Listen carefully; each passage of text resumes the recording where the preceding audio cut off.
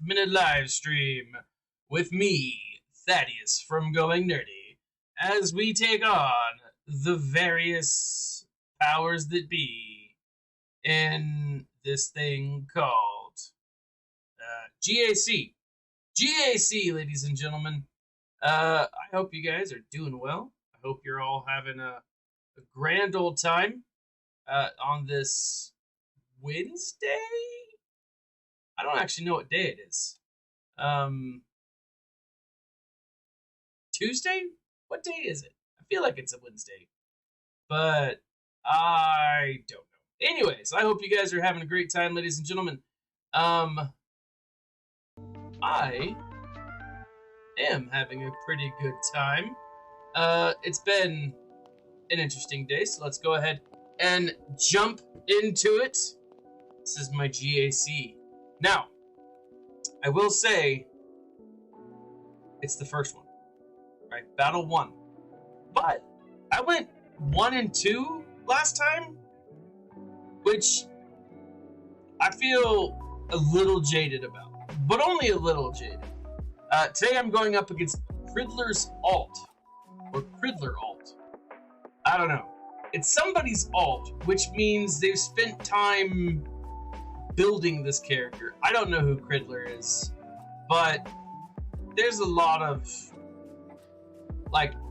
picking and choosing here. So this is a fairly smart player, fairly astute. So I don't know, we'll see. His GP is 5,991,782. Mine is more than that by a lot. So let's go ahead and see what he's done on defense. All right, he's got Separatists. He's got his Geos up here. He's got his Night Sisters, and this is the tough one, guys. Old Man Han. He's got Old Man Han. That's a dangerous thing. I mean, it's not, but he's got. Okay, so the key here is I have to beat Cridler as efficiently as possible. I don't know. I mean, can I do it? In the past? No, I haven't. Can I do it today? I don't know. We'll see. So, let's go ahead and jump right into it. I'm going to go right after the Geos. Now, one thing I noticed, I was playing Conquest today, just kind of dinking around in it, going from one level to the next. And I noticed that my Marauder, he's not really good enough to play defense on this team. So I'm going to pull in my Sith Empire Trooper, and I think that this is good. I think that we can do this. His team's not great, so we'll see what happens. Now, wouldn't it beat all if right off the bat he kills a guy, and then maybe he kills the rest of my. Oh my goodness! I may lose right off the bat. Holy crap! This is what I get for being overzealous. But we'll see. I don't know. I mean, it looks like it's starting to be effective. I mean, I do just need one AoE, although I don't have one.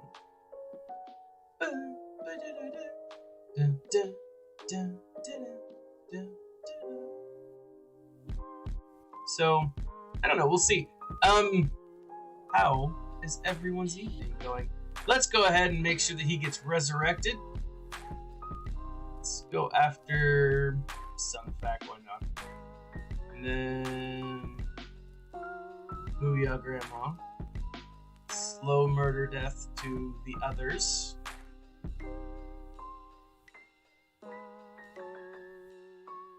Okay, alright, so now I'm down to 50, 53. Not a great win. It's a win, but not a great one. That's unfortunate. Because it could have been better. A lot better. Let's see. come down here. I'm going to bring... I'm going to bring my Jedi in here. Now, I did something a little tricksy that I don't normally do, and I'm going to show you here after this battle. Mr. Wonderful, welcome to the chat.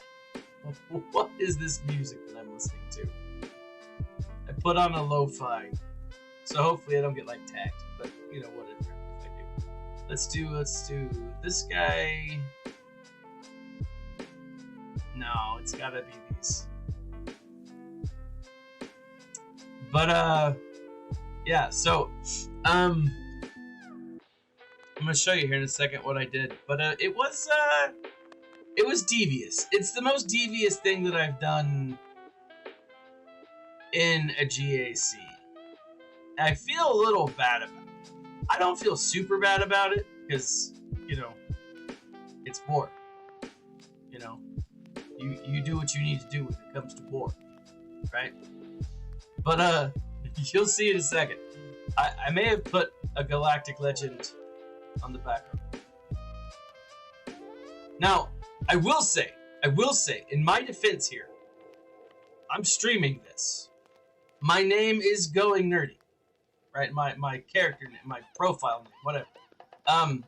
So, if my opponent cares enough to check it out, I haven't really duped anybody,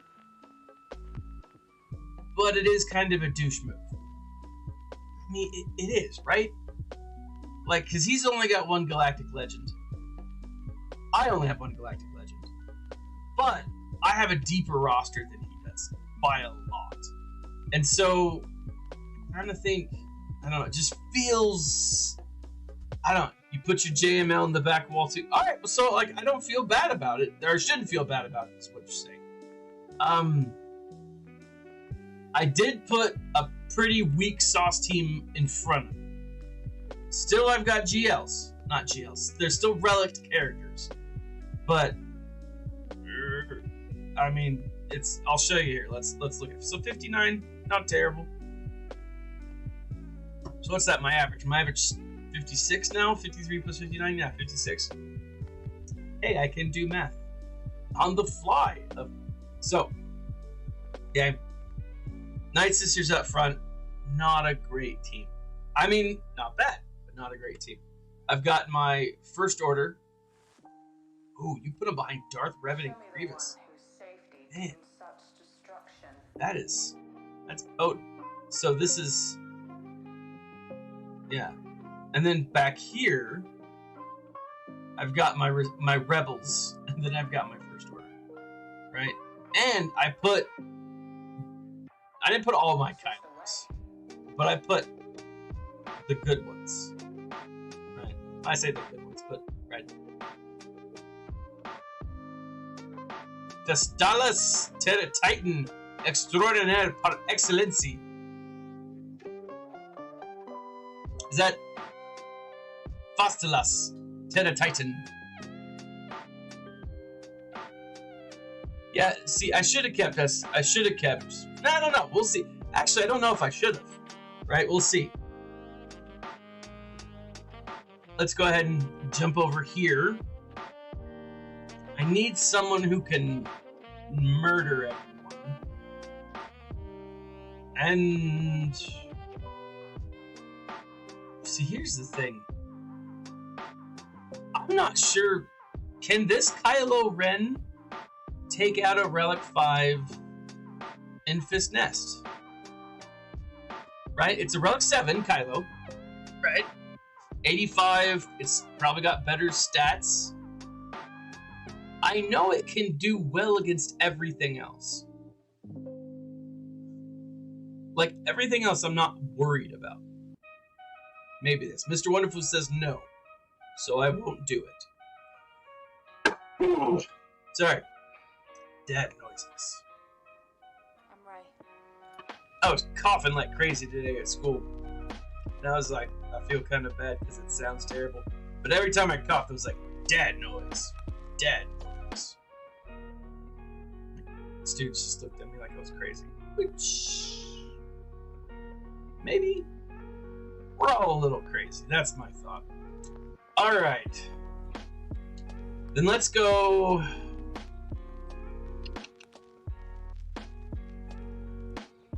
Galactic Republic. See, I don't want to use Nest's a one-shot. Yeah.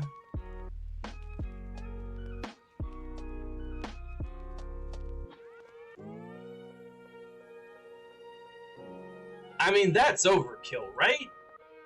Those three for... Well, maybe it's not. I mean, it is. It's totally overkill. But, maybe not for up here. Let's try it up here. So let's do this up here. And maybe I'll use my droids down lower. What do I got for Galactic Republic?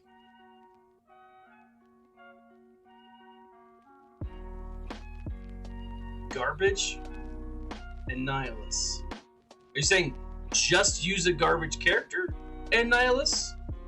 Or is there someone named Garbage that I'm not familiar with?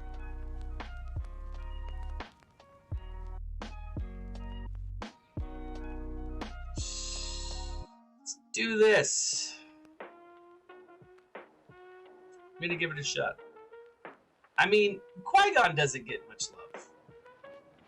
And arguably, without Qui-Gon in the canon, like, so much would have been different. You know? Like, Qui-Gon's probably... Oh, gotcha. Hide the Nihilus. I should have used it. I gotcha.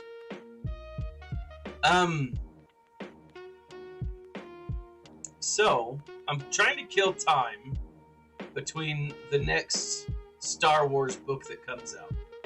And I'm debating on what I'm going to go back and read. Right? There are some books, obviously. I actually have a ton of books that I'm, like, in the middle of reading, you know? Like, I'm going through the entire, what's that, not Game of Thrones.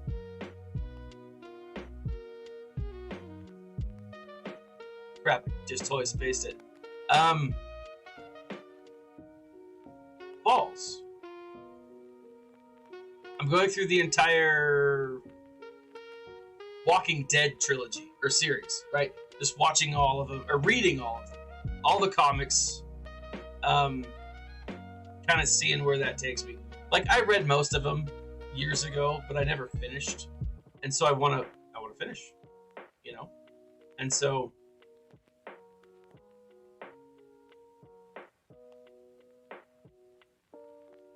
Well, the thing is, the Rezzer is the one that, like, yes, I want to kill the Rezzer, but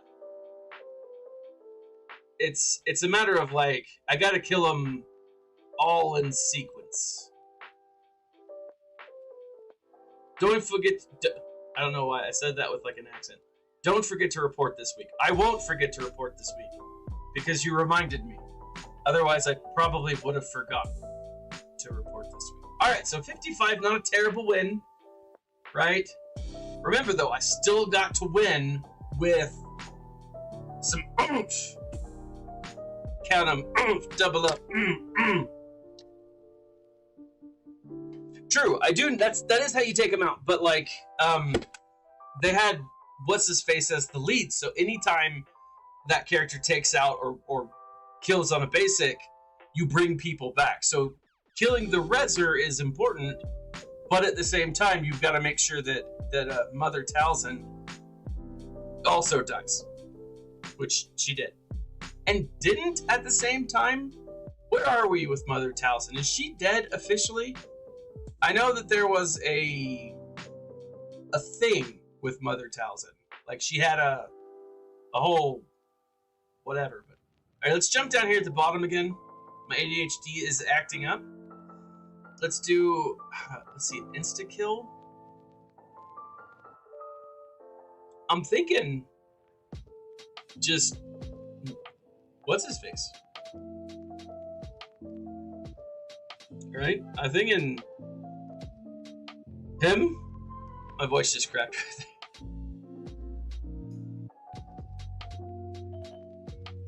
I mean, a tank could work too, but like he could take out the whole no, screw it. I'm gonna go bounty hunters. I just hope I don't need them later on. So let's do these bounty hunters. The Mando.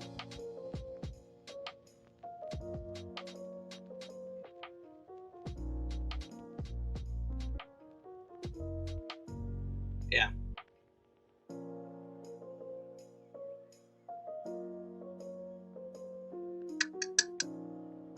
Do I want to bring in 3? I feel like I probably need at least the 4. I'm sure that's...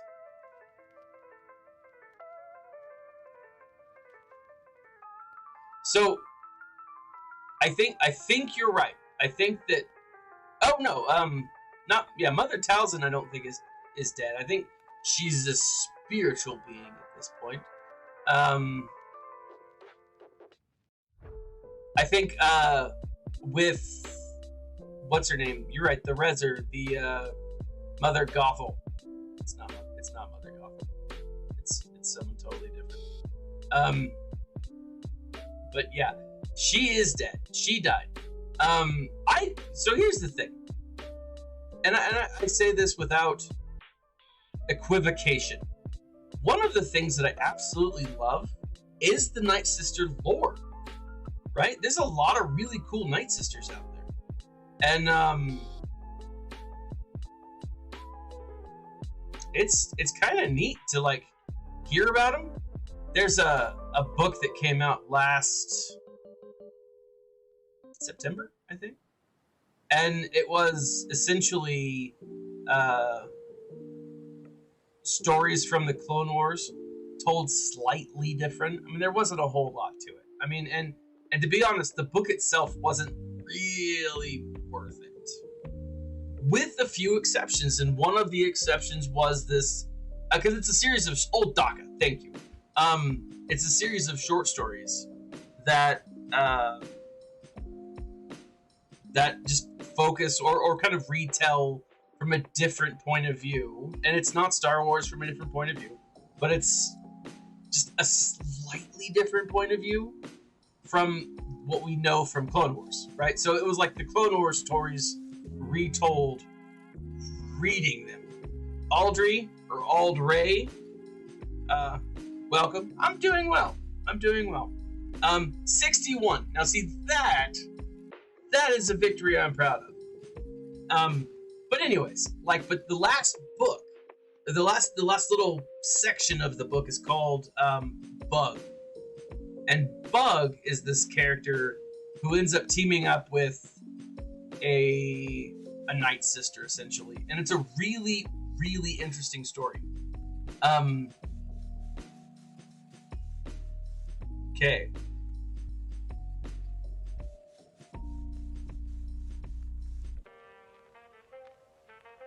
Yeah, so keep that in mind. If you guys are ever looking for like Star Wars books, come to me. I read them all. Actually, maybe that's what I'll read next. I know they're going to be on my list, but I've got the Bounty Hunter manual, the Jedi manual, Sith Code, all of that. I've got 4 of the 5. I don't have the Empire one. It's the only one. Let's come here. I need someone who...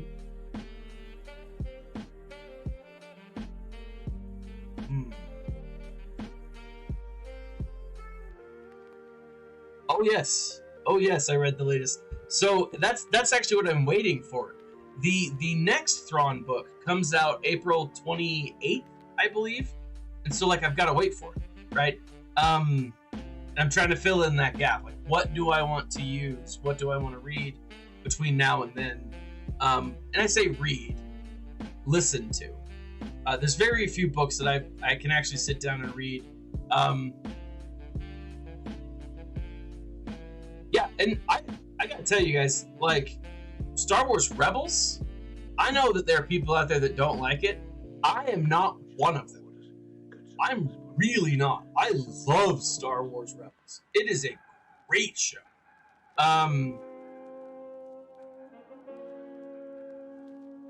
Let's come up here real quick and kill Ray. Who do I want to use? Oh my gosh, I'm stuck. I'm not stuck. I mean, I can do this. It's just a puzzle. I gotta figure it out. So the bigger is the... You're a good soldier, Rex. Yeah, I love listening to audiobooks. And that's honestly the Nev. I'm thinking that might be where I go. It's back to the EU. I actually have, without Audible or anything, I have the the Bane duology, and I'm thinking I might pick that one. I'm really hesitating because it's been a long time, and the older recordings are a little harder to get through. I'm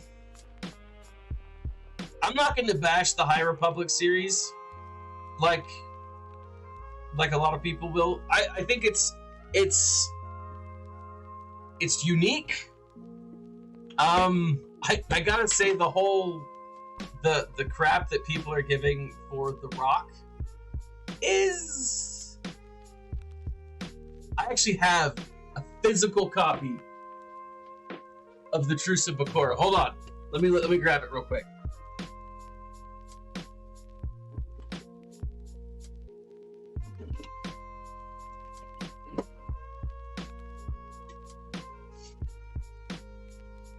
Boom, baby. The Truce at Bakura. I actually don't think I've read this one, to be honest. It's no rock. It's a navigator, right? Here's the thing, and I've said this many times to people, especially recently. It's a running joke in the book. It is. It's a really, really poorly executed running joke in the book. And hearing, what's her face? Who wrote it? It was, oh my gosh, I forget her name. She's done a lot of other good books, and that's what's kind of weird about it is... Okay, hold on, I gotta focus. What's her name? So I will say what I would recommend as far as the... I'd try to find it for free. I mean, I'm not going to be that guy that promotes piracy. Although my favorite Star Wars character is Ando Onaka. But... it's... I bought it. Right? And I listened to it. I bought it. The first one's not super bad. I don't know. Like, and I haven't picked up the comics because I will say there's a few things that bug me from the series. Absolutely there are. They do use Yoda as like a callback piece throughout the stuff. It's like, oh, I wonder what Grandmaster or Master Yoda would do, because he's not Grandmaster this time. He's just Master Yoda. Is this doable? Hold on. And so, like, that's a thing.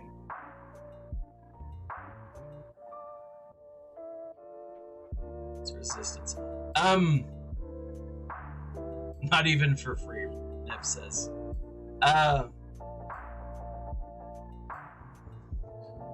Oh, this is gonna be tough. Can I control it? I don't know if I can. I might actually lose it right here.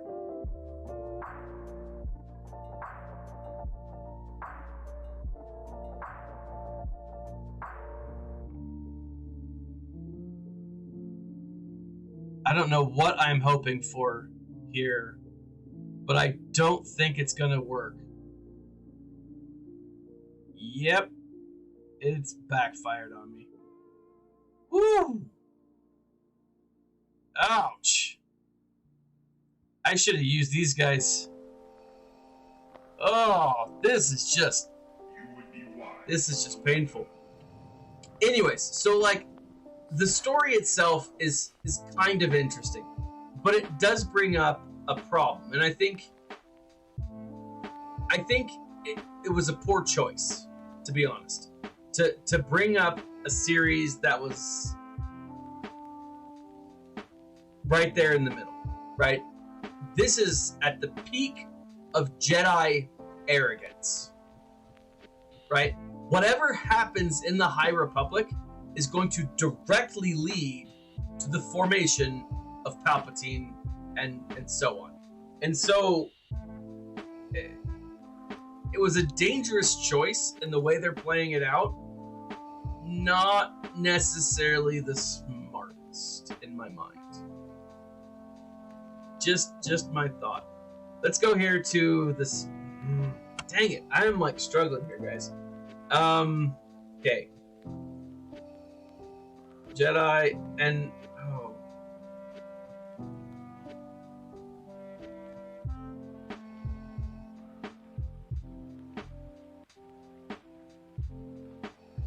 Man, this is tough. And I am like 4 pieces of gear away from getting him to relics. So frustrating. Like, I think I'm actually going to be able to get him relic tomorrow. But anyways, like, again, it's a dangerous time period for them to have chosen to spend any time in. All right, let's try. Yeah.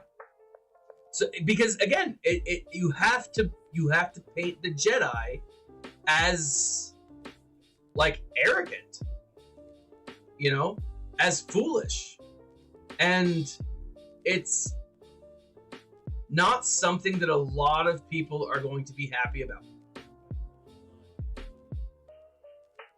Okay, let's see here. How do I want to do this? I'm going to start with 3PO.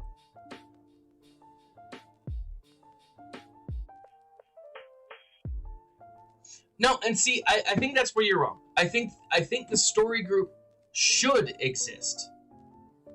The problem is what they did with it. Oh man, it's gonna kill him if I do this.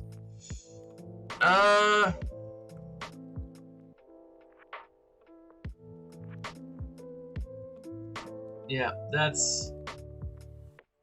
Let's go for 3PO. Oh, balls! He's dead! He just doesn't know it yet. But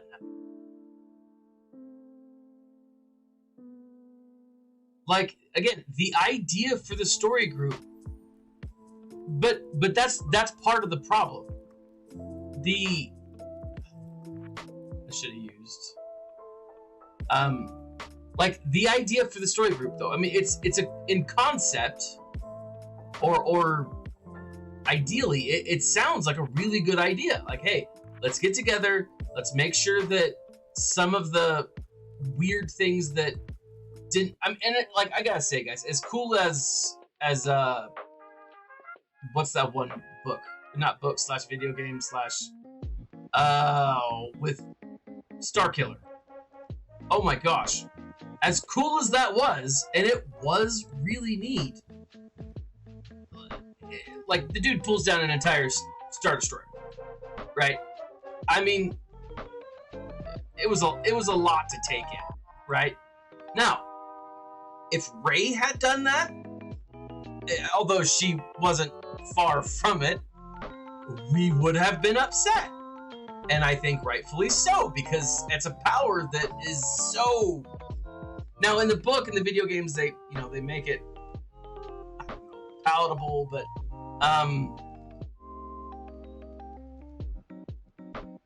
like, I just think that part of the reason for a story group, the need for a story group, isn't necessarily wrong.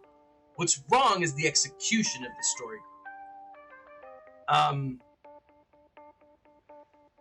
the view of the Jedi is like that is one of the things. I maybe I need to go back and reread the Light of the Jedi because the Light of the Jedi, because especially the way that they're kind of selling it on Disney, not on Disney, but on StarWars.com.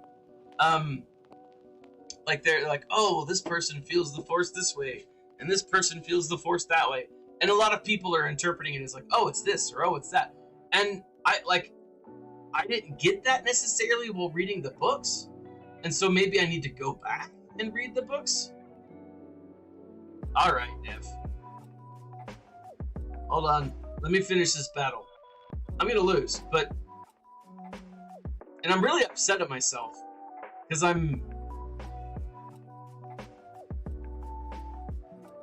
know that I'm a bad player, but I feel like I'm better than this.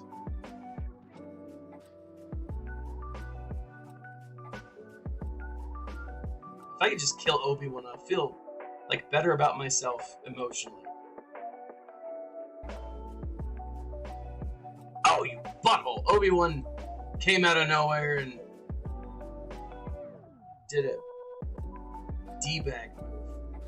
Oh, I have the high ground, and now Darth Malik is gonna get his butt handed to him. Jerk face. But no, so I gotta say though, like I do believe that the idea of the story group is a good one. It's just not executed properly. I'm gonna put it on auto so I can bring Nev on and we can argue. Hold on, let me kill my lo-fi beats here. Alright, let me call the Nev. Time draw. Oh, he killed Kenobi. Something that I couldn't do. Nev, are you talking? Balls. Don't I hate it when I blame Nev for all of my problems. All of them. Where are you? Yeah, I honestly, dude, like I just have fun with this. If I win, I win. If I don't, eh.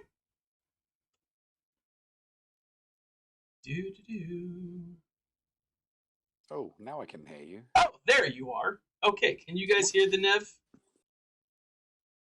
All right. Because otherwise, it's going to be a one-sided conversation.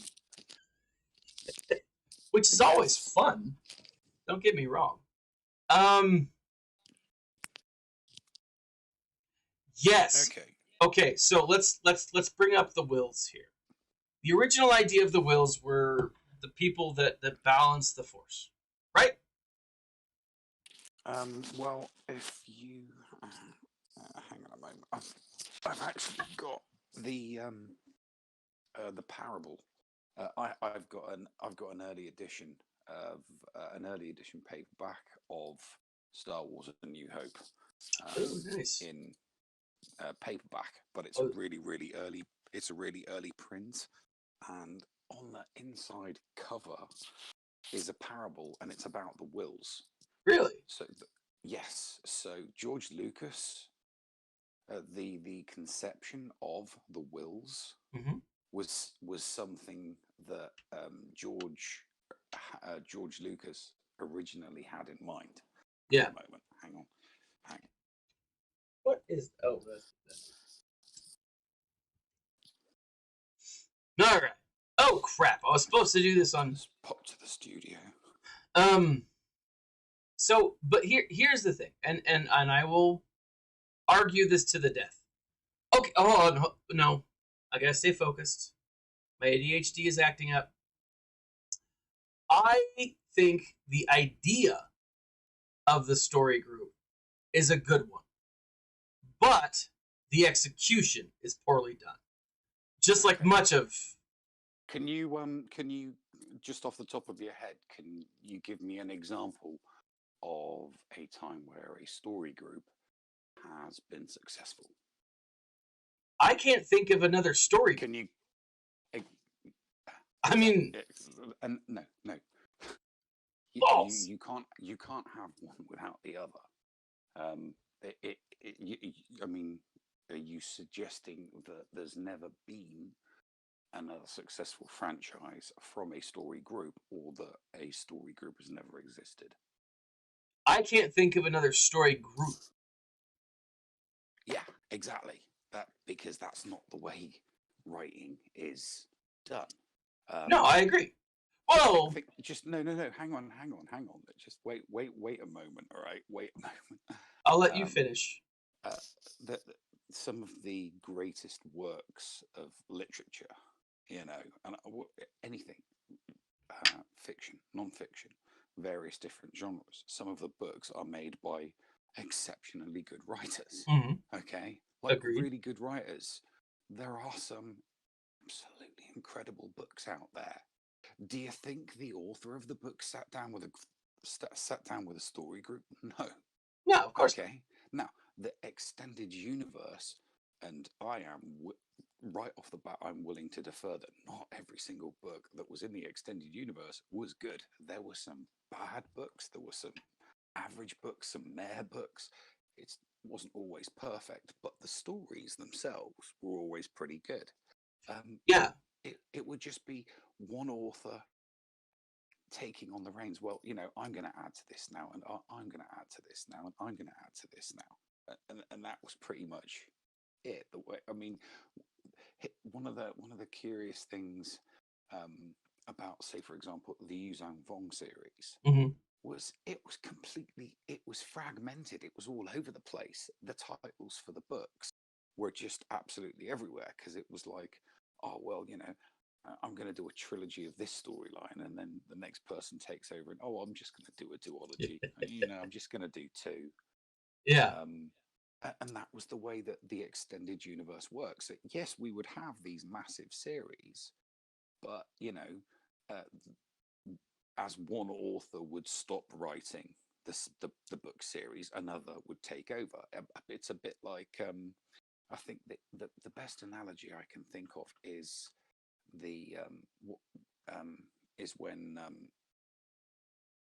Doctor Who changes his personalities every now Yeah. and then. They're just random, and then that doctor's in the driving seat, and they're doing the stories, and then they die and they come back, but it's a different person. So that's the way that the series of extended universe stories worked well.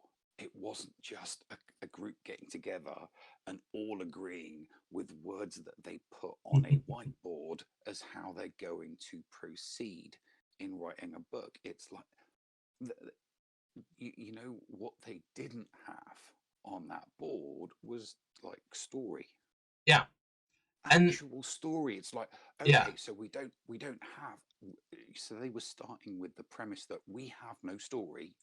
Let's put some stuff on the board, and we're going to say, before we've even got a story, we're going to put everything on the board in it. Which and see, it's a backwards design that doesn't work. Yeah, Like exactly. that does not work. I mean, think of it this way, right? If I were to give you, if I were to give you, if it was right, okay, Thad, give me a 10-minute story, or from scratch, your own thing. You've got to think of a story, then you're going to write something out. I did that today already. By Yeah, the way. exactly. Or does somebody give you 10 objects that they've put in 20 objects that they've put in a box, and they've given you that box and said you have to write a story, and it must include These these things. 10 objects in a box, and you have no choice on the matter. We're telling you up front, this is what we're going to put in your book before we've even given you a story. Whether it's a good story or a shit story is irrelevant. They're saying we're going to make sure that we put this stuff in the book before anything else. And if you look at it like that, then yes.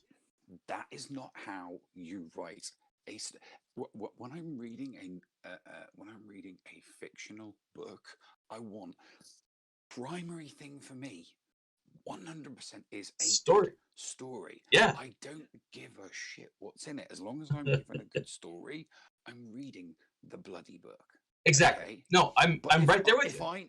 But if I already know what they're putting in the book, and that they're putting more emphasis on what they're putting in the book as opposed to the story, why would I be interested in that? It's like, well, you're gonna, I don't know what the story is, but I know you're gonna talk about that and that, and you're gonna put this in and this in and this in and this in. That there's no, it's just yeah. And So that's why I'm suggesting that the storybook doesn't work. Okay, so my paperback version of Star so, Wars, which I have in my hand. hold on, as you're looking that up, I'm gonna rebut you a little bit. Okay, sure.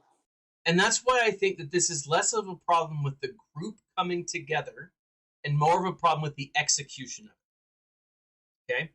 And so here's the thing. Had they put on that board, this is the story we want to tell. Like we have a problem, or we have an idea that we feel like the Jedi need to face, or we've decided that Ewoks are now force sensitive, and everything needs to happen a certain way, or whatever, right? If they say this is the story that we want to tell, okay, we're leading up to the fall of the Republic, right? The Grand Republic. How can we break this story that we're introducing, connect here, and then build a story off of that, right? Yeah. And then once they've built the story off of that, develop those individual pieces, like you said, and tell good stories through those individual pieces. But those individual pieces are just side stories to the main idea that there is a problem that's continuing, that there's a giant car crash in the universe. Right, which but they're making what the story group doing is making those very secondary items that you're describing. They're not making them secondary. They're deliberately putting together a book, a piece of literature where those normally considered secondaries in their mind, they're given primary status, and the story is secondary. Yeah, and that's my issue. And that is a problem.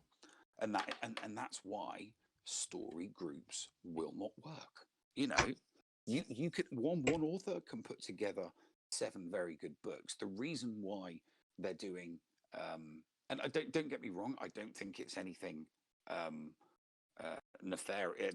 The unintended consequence is the people in the story group. I just think that Disney wanted to put together a group of people that could put a lot of content out at the same time, so that they can maximize profits, the publicity, and maximize profits. So from my point of view, I'm thinking about this rationally and logically. This was a business decision. Disney the corporation made this this was on a business decision. They're like, well, okay, so instead of just getting 1 or 2 authors to do something completely separate and give them freedom, what if we put a dozen or so people in a room and get them all on the same page, writing the same stuff?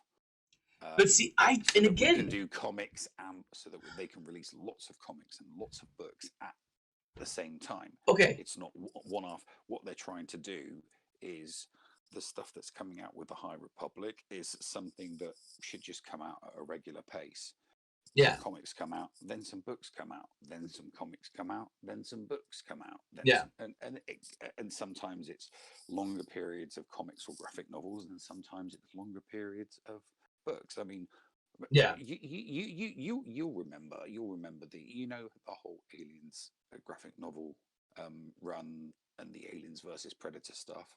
The nice run. It was around about early to mid 90s, and that was the only format that you got your alien content. There weren't movies being made at the time. There was no TV shows or anything like that.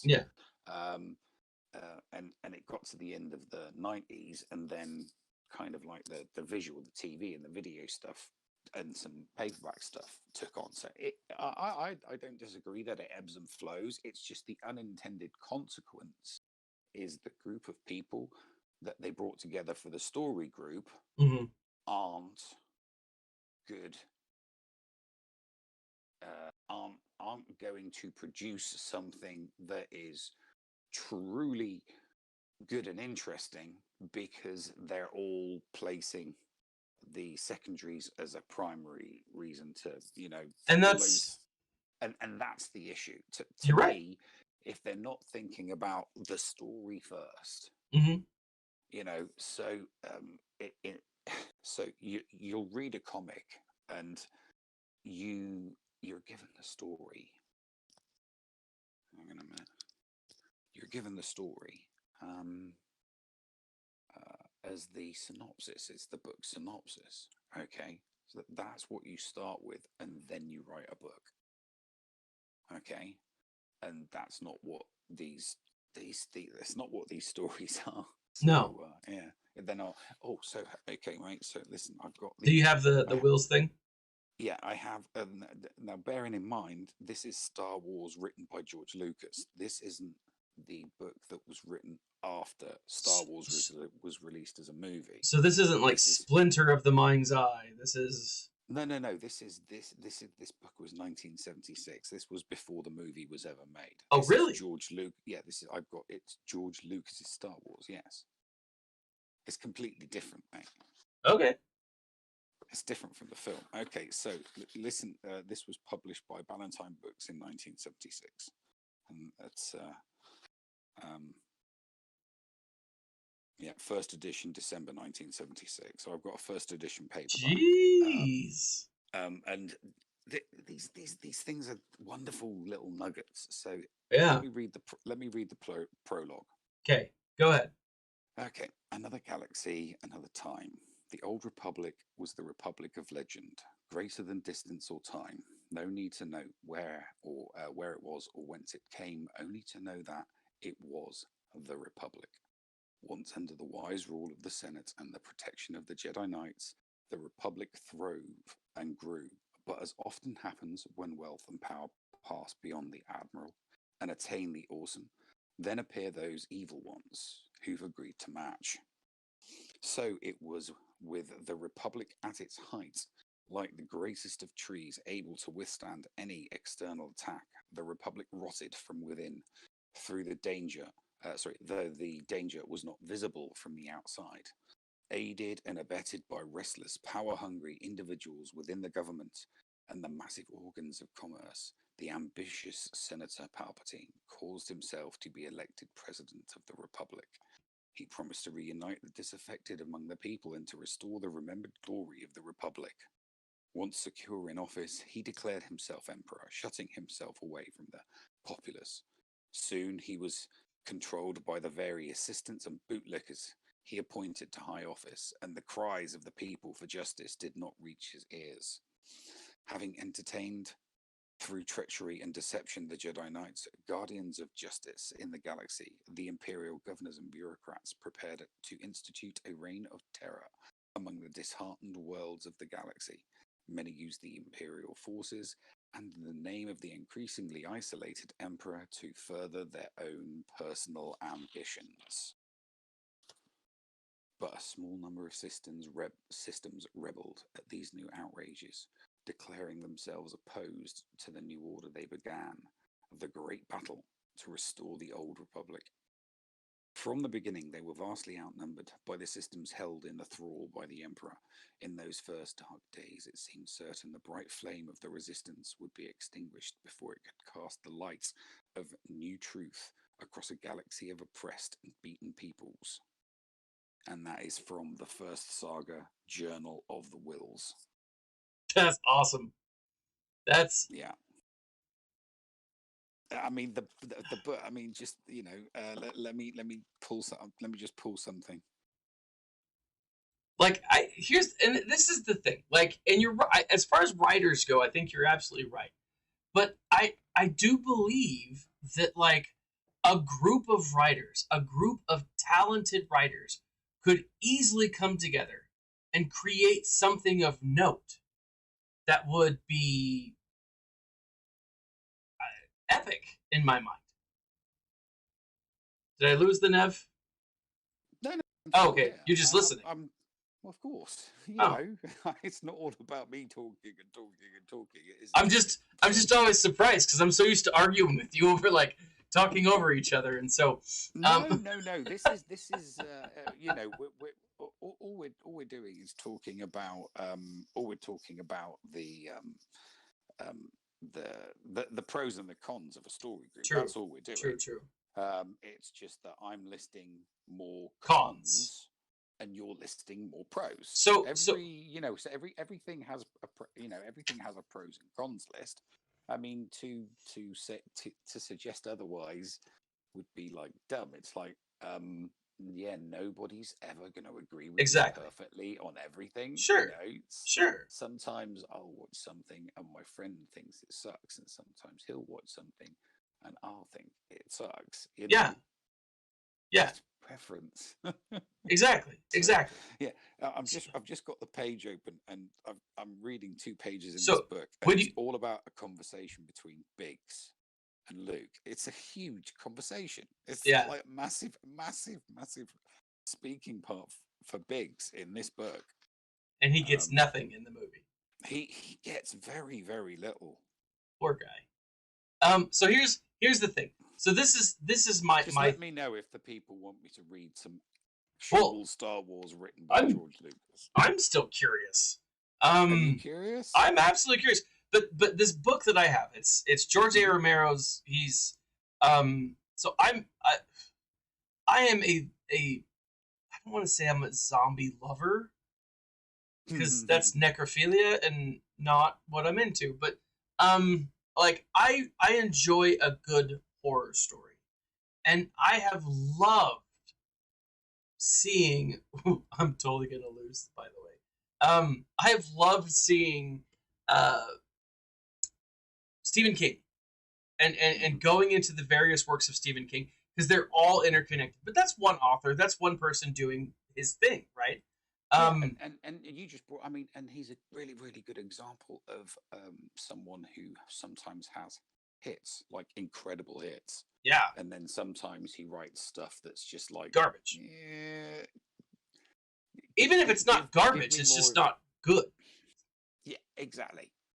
It's and that's, I mean, you want to know, I mean, that is partially, it's partially his own fault. Sure. Being so bloody, you know, the guy has done some absolute masterpieces. Yeah. And so when people are used to masterpieces from you and you give something that isn't a masterpiece, it's like we look at it and we go, well, you know, we act, you've already given us your best, so we know what your best is. Yeah, exactly. We know, you know, how incredible you are and how you can put out a wonderful, you know, a piece that's just like everyone's like, this book is incredible, hurry up and make the movie. Yeah, do better so when a book sucks. Exactly. So when you've achieved that top of the line status, sure, you know, every now and then their levels are gonna, you know, drop. I sure. mean, everyone has a bad day at work, don't they? It's just that, you know, writers they don't have a bad day at work. They just have a bad book at work, you know. Yeah. Then not everything an author writes is going to be a masterpiece every single time. It exactly doesn't work like that, you know. I wish it did. You know. But so yeah. So here's the thing.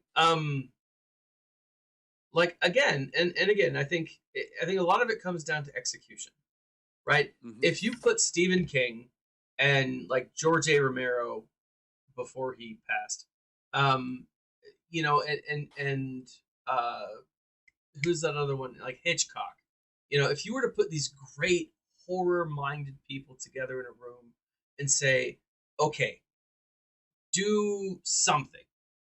No predetermined, this is what you need to do. Yeah, no, that's fine. But do something. Fine. Then you can create worlds out of that chaos, out of those different peoples. And again, that's what George Lucas did. Exactly. Yeah, that's what George Lucas would have. George Lucas would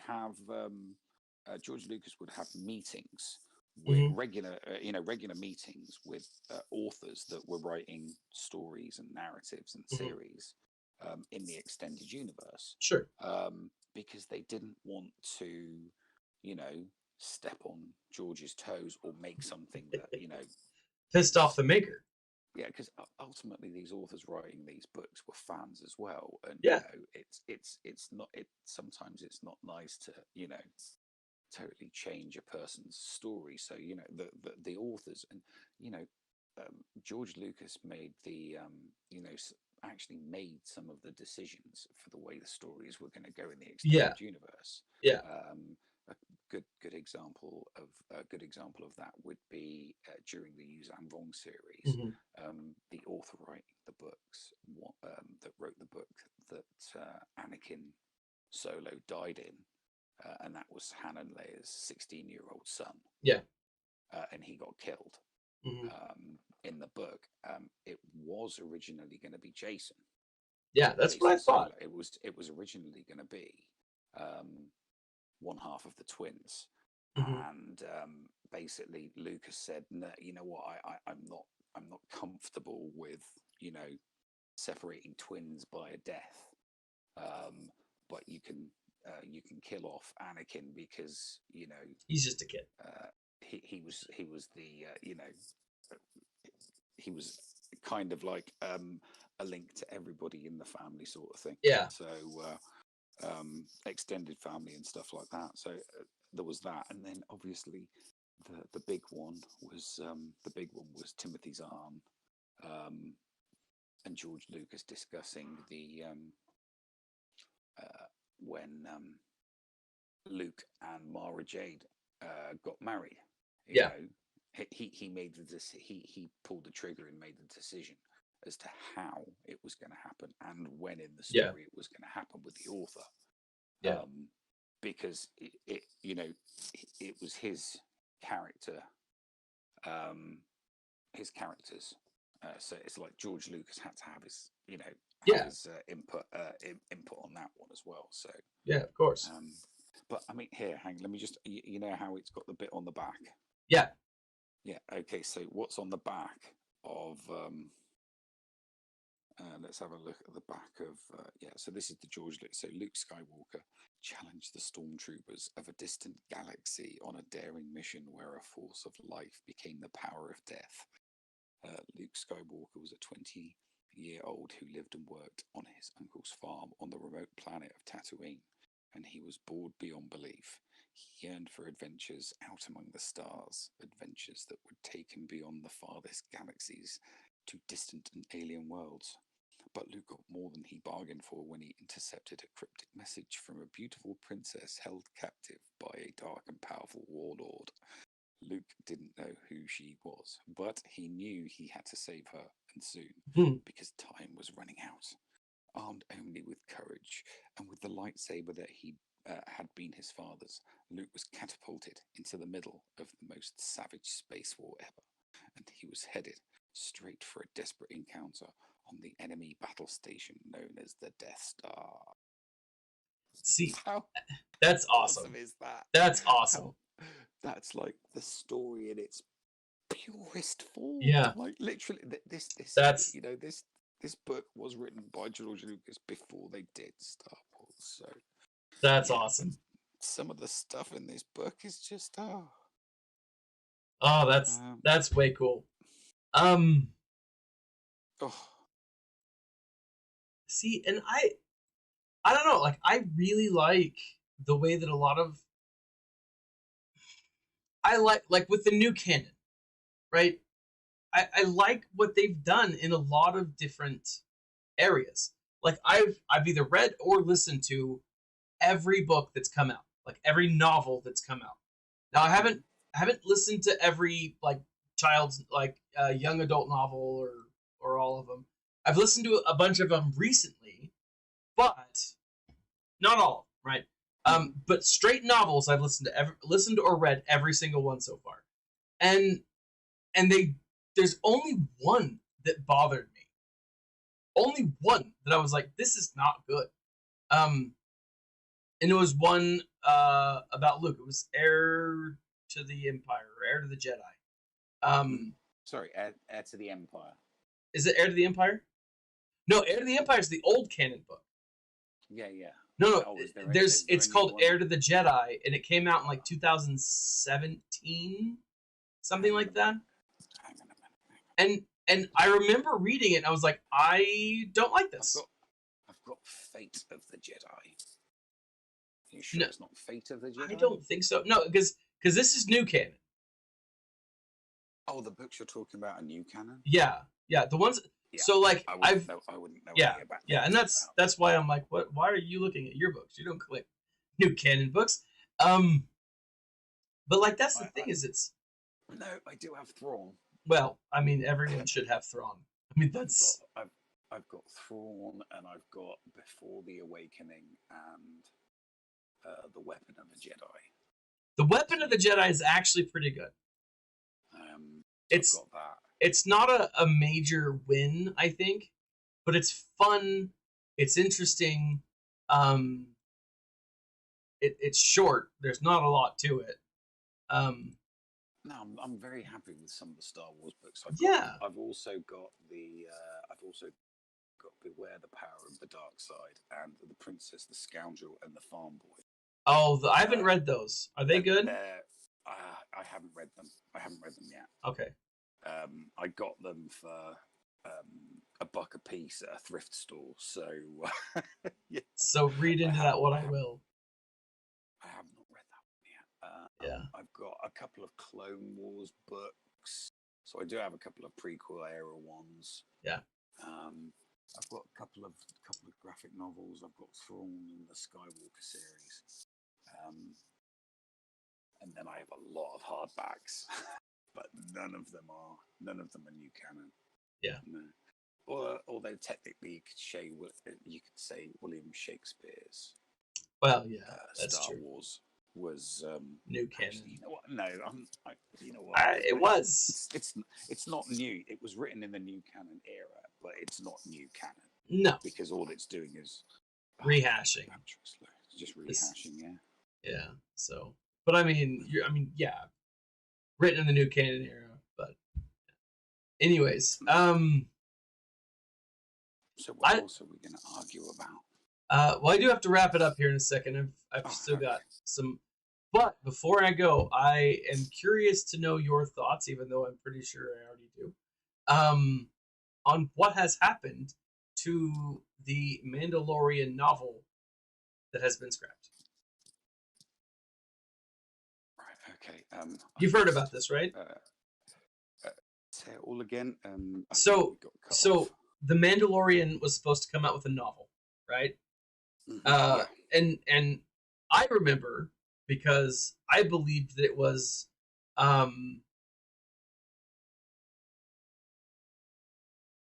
what do you call that? Sorry, I'm reading Wrangler SWGOH.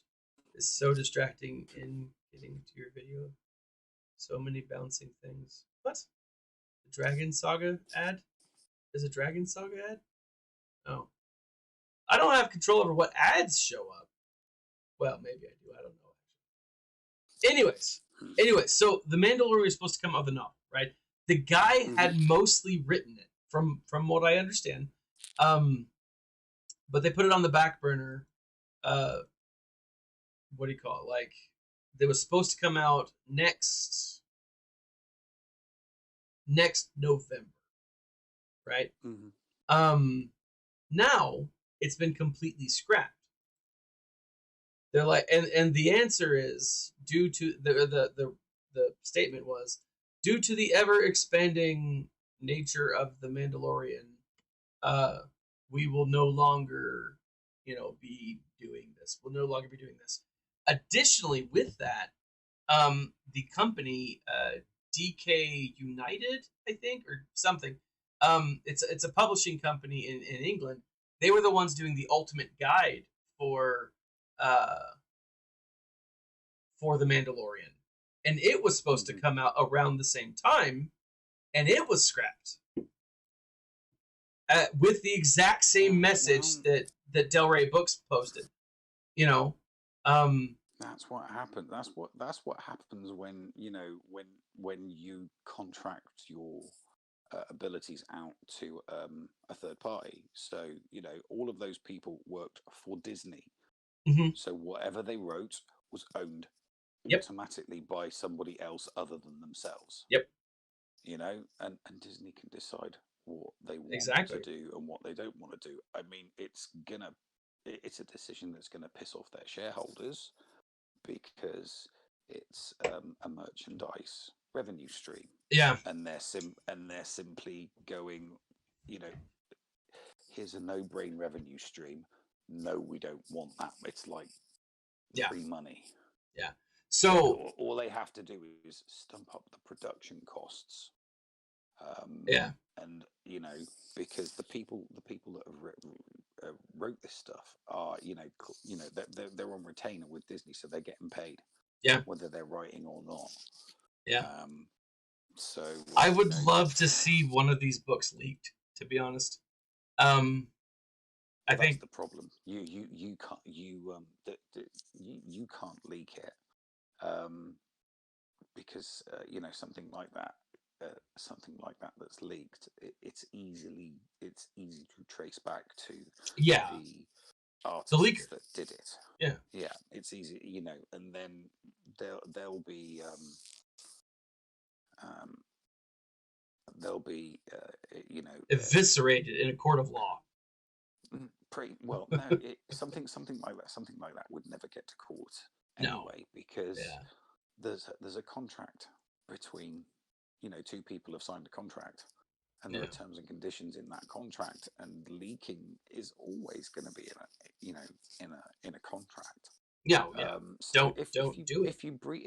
if you breach your contract, then that's fine. You should have negotiated better. You should have said, look, if I write something, it's mine, and I can publish it. I mean, Hmm. sure, you own the IP, so I can't make any money off it. But if I were to release a book, or if I wanted my work out there, Hmm. and you just took the money, that's fine. Have the money, but you it's that's what I mean. It's stupid. It doesn't make any financial It sense, doesn't. because It really doesn't. it doesn't make financial sense. It And really doesn't. and because it doesn't um, sound like a good, sensible monetary thing to do. That's what makes me think that it's not actually something that's happened, because it's too obvious. What do you So mean? the thought occurs to me that these are, because here's the thing: we get unofficial stuff all the time. Sure. And they're the ones where it's just been like a tacit endorsement. Yeah. So it's not employees of Disney; it is someone that works independent going to Disney saying, "Look, I'm doing this at the moment. Is there any way that we can get your endorsement?" I mean, Disney regularly use, for example, Disney regularly use independent artists' work Hmm. and pass it off as their own Yeah. in graphic novels and comic books. Yeah. That's Disney Star Wars. That's not the artists coming up with their own images. It's artists taking work they see online. Just float. Artists. Fan artists making models and doing artwork. Yeah. And Disney are taking carbon copies of that and passing it off as their own. So Disney does have a track record of hiring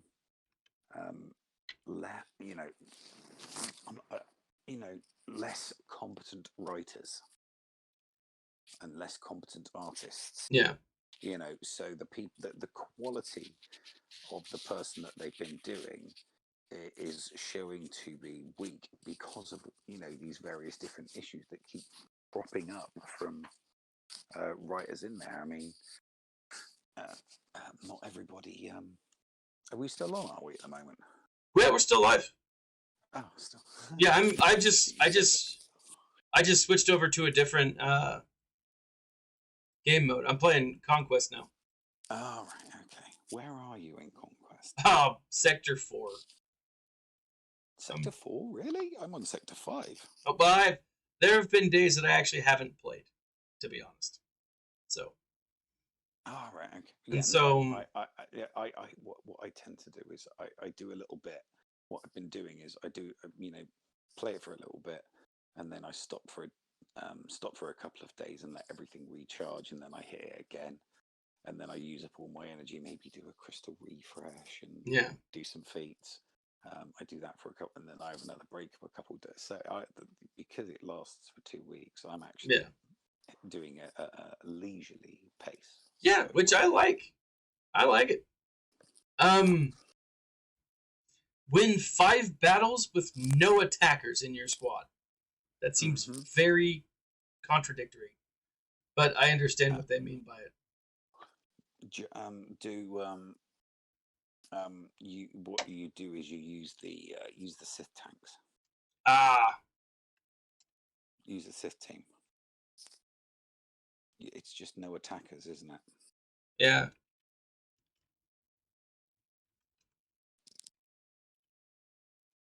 Let's see.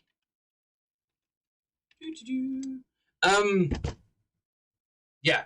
So I gotta say, I do. I do like it. Like, there's a lot of stuff with the new canon that I like.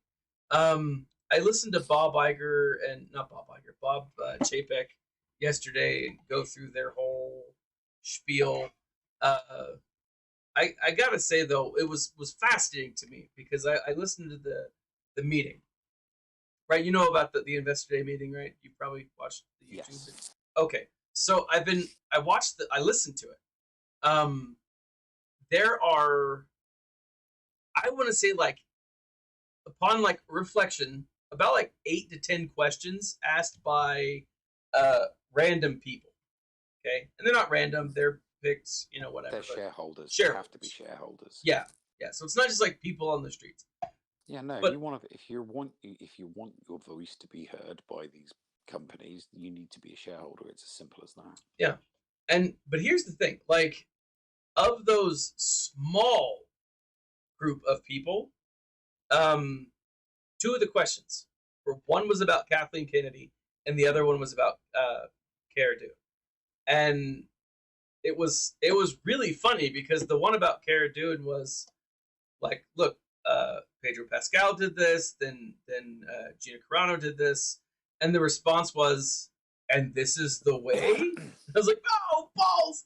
Oh, Bird with his own stuff. I thought it was hilariously phrased. But what's fascinating about that is those 2 questions were introduced amongst questions like, what are we going to do about, renewable energy in the park, and what are we going to do about reopening, and when is the next cruise line, and Disney.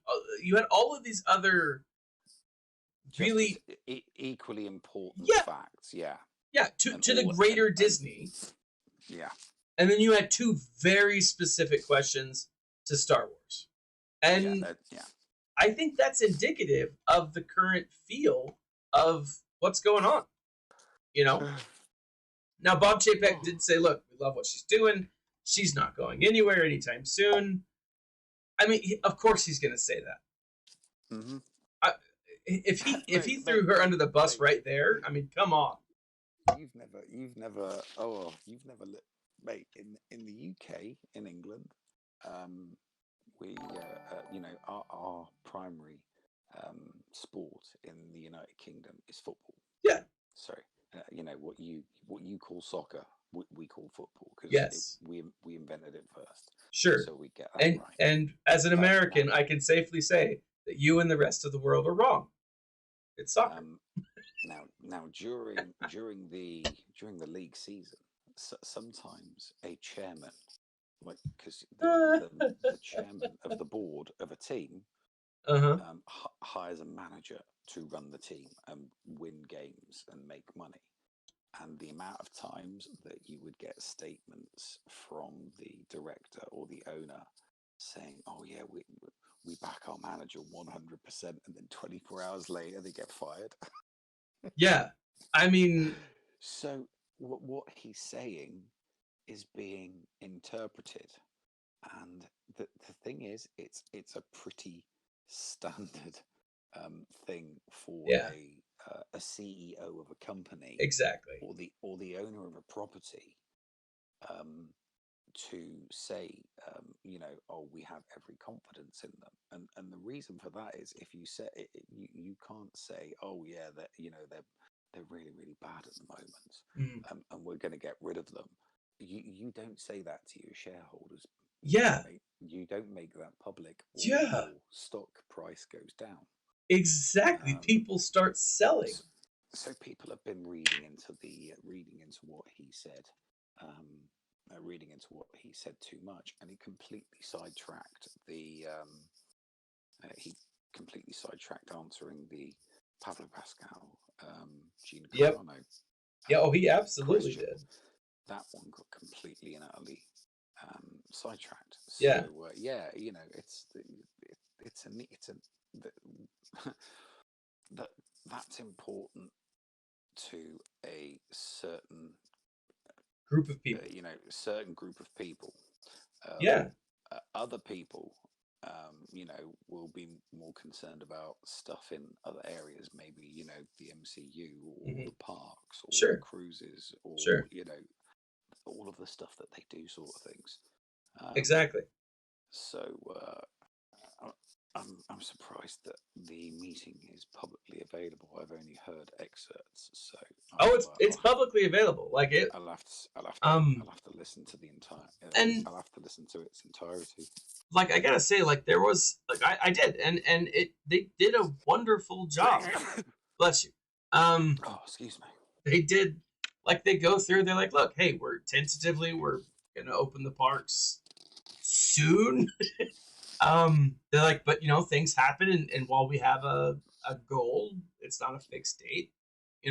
Here's everything that's kind of we're working on, and like it was a very positive call, and to be honest, Disney has a lot of stuff to be positive about. I know people are bashing Raya and the Last Dragon, but I watched it and I loved it. It's not Not gonna be. watched it. I mean, it's not gonna be for everybody, but it's a fun movie. Like kids are gonna watch it and they're gonna enjoy the absolute crap out of it because that's what kids Oh do. yeah. You Yeah, know. kids Um. will definitely. Yeah, kids will enjoy it. Kids will enjoy it. Yeah. My girls loved Moana. Yeah. Yeah. I was showing a video today about a crab, and I started singing that in class. I was like, Moana. That's not the song, but No. Um,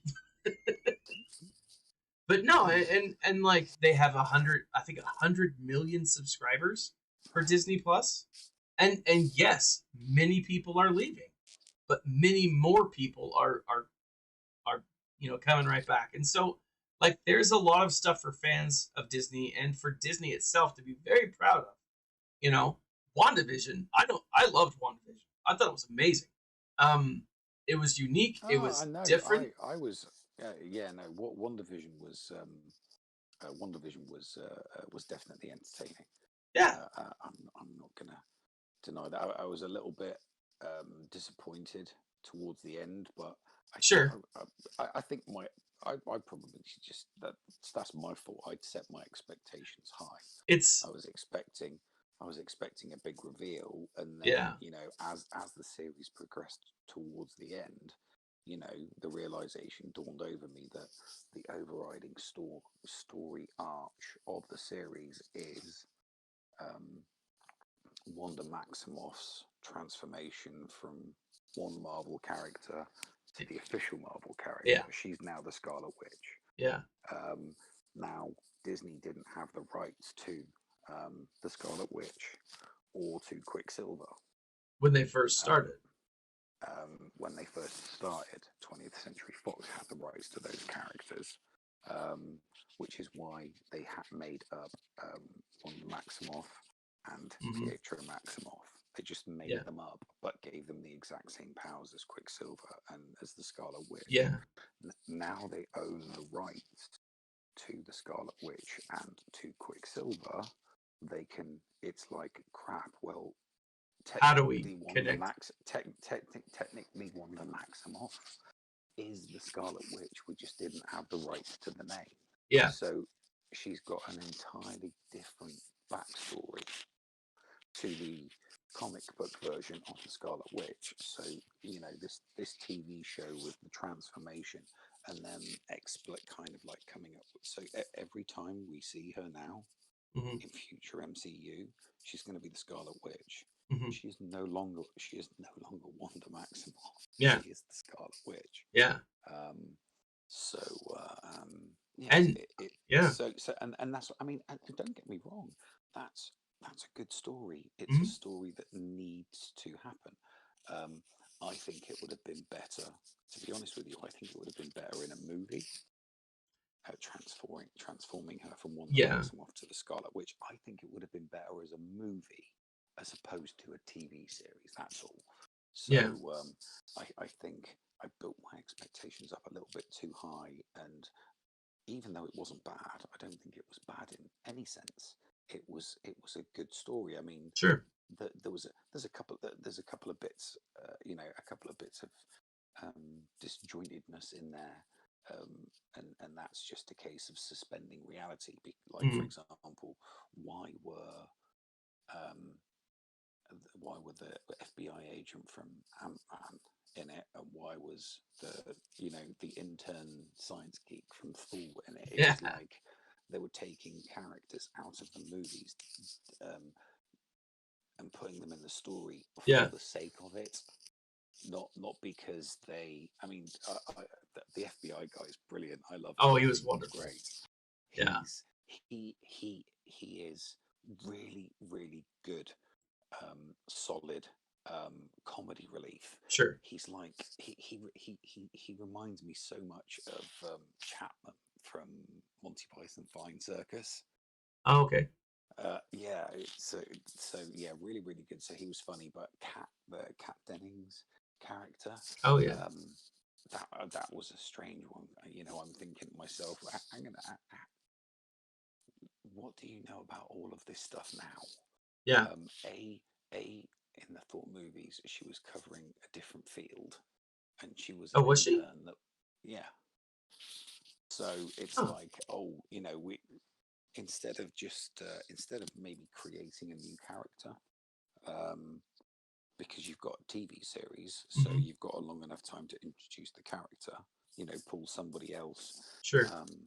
So I mean, the story. I think the story was solid, but they hyped it up too much. You remember like when CG were hyping up Galactic Challenges. They Mm-hmm. were really, really hyping it up, and then we got Galactic Challenges, and everybody just went nuts, and everyone complained and went, "Oh my Yeah. god, you've hyped this up," and it is a massive disappointment. I'm not suggesting that WandaVision was a massive disappointment to me. It wasn't. Yeah. It was just a disappoint. No emphasis on it. It was just disappointing because it had been hyped up to be something really, really good with a big Yeah. Luke Skywalker style reveal at the end, and all I was thinking to myself was, "Oh, right, okay." So you've transformed her so that you can use the original IP. Mm-hmm. So Yeah. because in the comic books, the Scarlet Witch uses her hex power, Okay. and they couldn't use Scarlet Witch or her powers. So Oh. when Wanda was doing all of her magic, and doing the various different bits and pieces, when the Scarlet Witch does that, she's using her hex magic. Okay. But they couldn't use hex, and that's why they were putting hexagons all over the series, all over the show. That Like, makes yeah. a lot of sense. It makes a lot of sense. But to someone who hasn't read the comic, you might not necessarily know that. Yeah, and I didn't. So exactly. So you do not have what I like to refer to as the burden of knowledge. Yes. Okay. Yeah, You I'm do not blissfully ignorant. Exactly. You do not have the burden of knowledge. So I do. I have the burden of knowledge because I have read multiple comic books with the Yeah. Scarlet Witch in it. So Yeah. I already have. Um, so for me, the experience of watching WandaVision is different from Sure. your experience of watching it. You know, if I was a neurobiologist and you and I were sat watching a show and it was about neurobiology, I'd be like, yeah, Yeah. wasn't very interesting. I kind of already know I most know of that all that stuff. stuff. Yeah. I was expecting a big theory breakthrough in something, and you're watching it for the first time, and you're like, holy shit, they Yeah. did what? They did You know, what with that thing? No. Yeah. I, Exactly. I hope everybody gets my analogy. I wish we were doing this on Zoom, and I wish I was recording it because I'd edit I would just throw this up on my YouTube channel as a conversation with Thaddeus. It's a good one. It's a good one. Yeah. Unfortunately, I do have to run it down. I've got Yeah, a. you said that like I said that 30 minutes ago. you said that 30 minutes ago. Eh, Has everybody else been enjoying the conversation? I have. I hopefully everyone else has, but if you have, leave a comment in the section below. This has been Thaddeus from Going Nerdy. I've been lucky enough to meet and be friends with the Nev, Neil, from the Escape Pod Castaways and Castaways Network. And he's joined me tonight, and I want to say we'll be co-hosting when it comes back when it launches. I feel like this is a safe thing to say, but Bad Batch. No, I don't see why not. I feel like that would I'm be looking. I don't see why not. I'm still, I'm still very much looking forward to it. Yeah. Absolutely. Same. I'm very much looking forward to that. Yeah. So, with there being uncertainty in other areas, it's I think it's good relief. Yeah. To get something that's drumming up some genuine excitement. Yeah. Clone Wars era. Clone Wars era is a beloved era. And this is, a story of them coming out of it. Yeah. This is an emergence from the Galactic Republic era. Oh yeah. Because it's with clones. It's the era after the clone era because of the because it's it's after Order 66. Yep. So I actually think that should be it's a relevant milestone. It's a bit like after the ABY. Yeah. And ABY stands for after the Battle of Yavin. Yeah. Or before the battle. It's Yeah. either BBY or ABY. Yeah. ABY or BBY. Yeah. I mean, New Canon doesn't do that. Yeah. They don't. Not anymore. Yeah. But no, interesting timeline. Yeah. Interesting. All right. Well, Nev, yeah, thanks get to that. We'll definitely get to that. Yeah. Thanks for joining me, and thank everyone for joining us tonight. We've been on for an hour and 20 minutes. So, thank you again, guys, for joining me. Like, subscribe, share. Check out the links in the section below. There are some wonderful, wonderful books out there, Star Wars wise. And if you are interested in seeing the High Republic, if you want to check out the audiobooks, they're great. I mean, the Star Wars books are still wonderful, and the audio quality is amazing. In the section below, you've got 2 free 1 month subscription to Audible, 2 free books. It's hard to beat, guys. Like it really is. You sign up, you help the channel. It's a wonderful thing. Anyways, check out those links. I hope everyone is having a great day. I hope you have a great rest of the weekend. Be safe. Make sure to check out Neil and Paul every Friday on the Escape Pod Cast on their twitch.tv Escape Pod Cast, where they cover Star Wars Galaxy of Heroes. So, great show. Anyways, thank you again. This has been Thaddeus and Neil. And let me just say, remember, guys, smile.